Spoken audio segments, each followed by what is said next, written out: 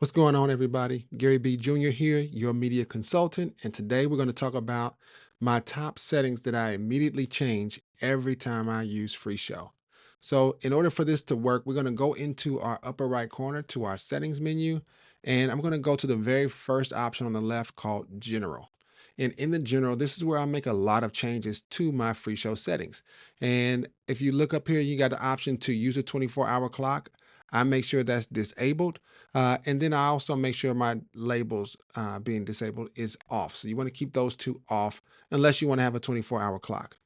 The next thing that I always do is I always adjust the date arrangement for my default project name. Now, for you, that might look like you want it to be month, day, year. For others, it may be you want it to be day, month, year. But you can adjust that by simply clicking in here and you can edit the arrangement of these and you can even add additional content. So you might want to put in at the end of each project um, a name or a topic or a title, and that will be your default whenever you make a new show. And you can even add in other features like the minutes and hours and things like that. And you put them inside of those special brackets, and they'll show up in that way with the updated time and week and the day and all that good stuff. All right. Now, the other thing I like to turn on is show the projects list on startup. Now, what this does is every time I open up Free Show, it brings me to my project panel instead of to my last or recent show panel. And this is helpful for me because I like to organize my content in folders and I can see all of my folders and I can start by making my show based on that. And then here for the outputs, it says activate output screen on startup. This one I don't typically change, but if I were using Free Show outside of my desk and I was at a fellowship hall, or sanctuary, this one I would turn on so that it automatically starts up and sends a signal out to my primary outputs and my stage outputs and things like that. And it'll automatically default to whatever that default screen is. It may be a black screen, it may be your logo, but you would decide and you can activate this. All right. And then if I go down here, the other thing that I do is I always turn on high contrast group colors. Now, this one is a big deal for me because it makes my groups for my songs, like the chorus and the bridge and all those features, stand out. But it also affects the way that my sections look inside of each of my projects. Okay. And so I really like having that on because it allows those to be easy to be seen. It makes them big, it makes them bold and ready to work with. So, this is what I would change on the very first page. Let's go into the output section. And the output section is unique because everybody's outputs are going to be different. But what I like to do is I like to use OBS to make recordings about Free Show. So I'll always go into my outputs and I'll usually turn on NDI so I can get that signal directly to OBS. Right now, audio being on is something that's helpful. If I'm going to be playing videos through Free Show, that'll carry that audio through into OBS, which is important. But then this option here, this is important if you want your background to be completely transparent. And this is helpful for when you make your screen go away in terms of if you clear all, it dictates what you see. In this case, we're going to make sure it's going to be a black screen, but you can make that be some type of logo or something along those lines, depending on the style that you select. And then the invisible window option.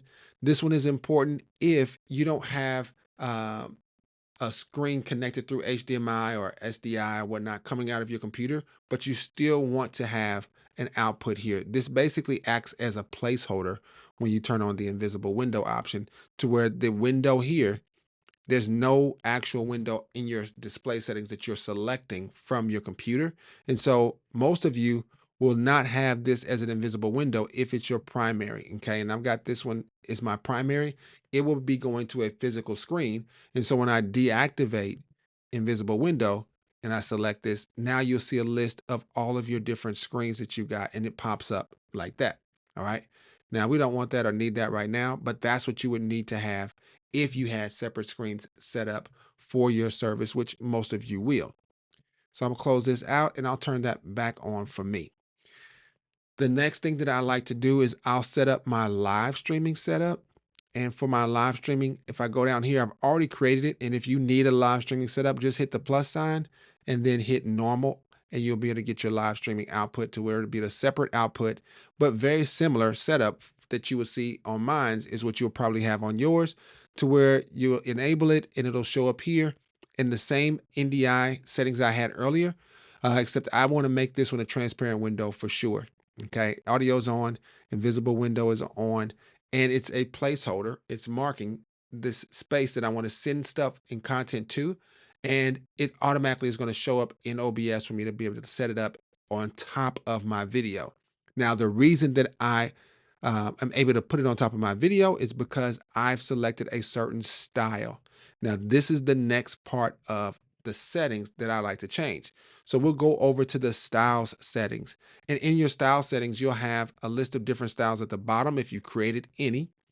And what you'll see first is I'll go to one that is for my live stream. Let's see here. I got default. We got that. Let me see what my live stream output was set to. So it's set to live training 2 style. So if I go to my styles,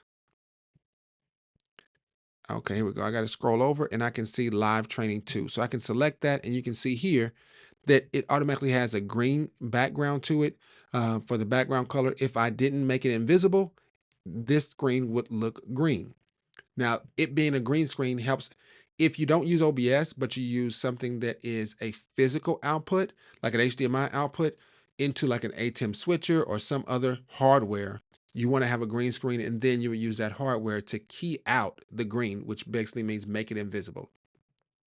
Now, the next thing that I like to change, especially for a live stream, is I'll turn the background settings off or the layer off, and I'll keep the slide and overlays on. And then I like to set up what I want my live stream slide maximum lines per text to be, or per text box, and I set it to 2.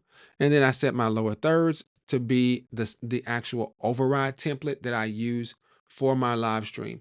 Now, you can pick any lower thirds you want. If I select this option here, it allows you to select a new template, and you can pick from any template that you've already got in FreeShow. And if you don't see one you like, you can make your own and you can completely customize it. And you can pick any that you have already in there. I've got quite a few of them, but if I go down here, I might say I want it to be one that I downloaded off my site, which is, let's see here, it'll be called lower third scripture. So I'll go to my LT here. That's metadata. So you might have one like this. So I can say I want mine to look like that. Lower third scripture transparent. And then, and actually that's actually from my slides. So I don't want that to be the case for that. So I can go back to this and I want that one to just be lower thirds for lyrics. So I'll go to my listing here and I'll look for lower thirds lyrics transparent. And this one is here. So I can select that one. And so I've got lower third lyrics transparent. And then I got an option here to do an override slide or text template for my scripture. And I can select this option here and you'll see the same list of all of your templates. And I'm looking for a lower third for scripture and I'll select lower third scripture transparent. And that automatically makes my live stream now have transparent lower thirds every time I pull up a scripture and every time I play a song and show the slide lyrics for the song. All right. And if I go to the connections menu, this is another one that I actually keep on at all times because I like to use Companion to control my recordings, to control my live stream. If you've ever used Companion, you know that you need to have the Companion API open and on. So I always have this on. And then only when I'm doing a demonstration or if I need to have remote access, I'll turn on the remote show so I can see on my phone everything that I need to do in FreeShow. For my files, I don't make many changes here. I just turn on and I make sure that saving the user settings at the data location is activated. And then I make sure I point my data location to be defaulting to my documents folder in FreeShow. And then all my shows go into the same folder, but a shows folder inside of the FreeShow folder. Now, one thing that you may not have done that I like to do, and this is going to be solely dependent on you and how you want your backups to go. I've got mine to where auto saves every 15 minutes.